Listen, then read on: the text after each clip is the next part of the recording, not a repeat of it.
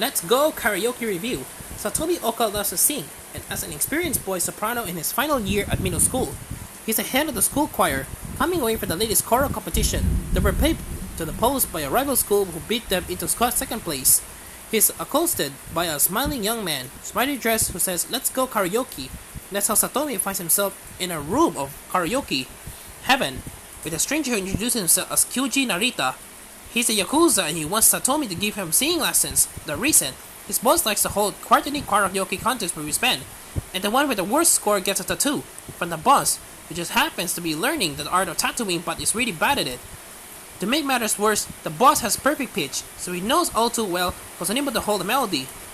For reasons not entirely clear to himself, Satomi relents, perhaps because in his last year as head of the choir, and his voice might break at any time, and his successor is far from resolve to tell him how much he wants to take his place.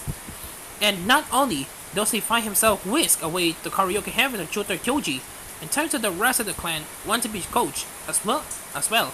Even though he intends to distance himself from Kyoji, Satomi's experience and training as a singer impels him to draw up a list of songs far more suited to the Yakuza's voice than his favorite number, Crimson by X Japan.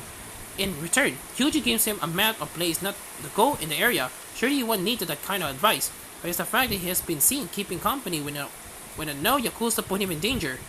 Let's Go Karaoke is a real page-turner, something that might not be immediately apparent from the blurb, but thanks to Oyama's skillful, engaging way of reviewing her story, Satomi's karaoke predicament makes for a great head, and it's funny too. Check out Satomi's first visit to karaoke heaven, and the offhand way in which Kyuji reveals the details in his boss karaoke challenge, one by one. Then, there's the way Satomi reacts to Kyuji's performance of Crimson, as the Yakuza's rendition becomes more and more animated. What does Satomi do? He reaches for the phone to order some fried rice, when the song is over and Satomi delivers his withering verdicts.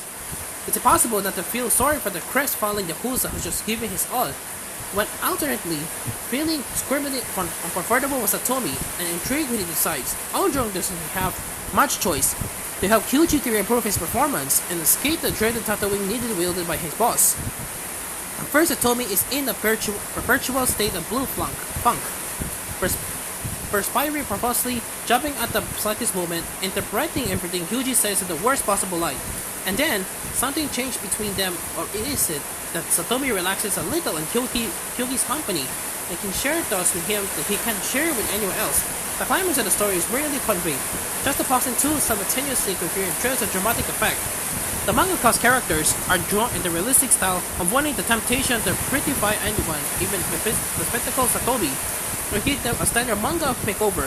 This works especially well for the rest of Kyuji's Yakuza clan who, in spite of their smart suits and slick black hair, look suitably shady, but it's in a way Oyama involves the reader in Satomi's plight, subtly planting little plot points along the way that will pay off later on as the story builds to its climax. That here, skill as a storyteller shows strong, and there's an essential final bonus chapter extra that absolutely has to be read as it shed light on events in the main narrative. A nice, neat touch. The yen presentation offers us a trade paperback, a good size to do justice to the mangaka's art which, apart from the neon colors on the cover, is black and white drawn out, even the glossy front page. The translation is by Leihan Harvey and captures both the easy, self-confident speech of the Yakuza. There are helpful translation notes at the end, as well as a couple of character profiles, ostensibly filled in by the main protagonist.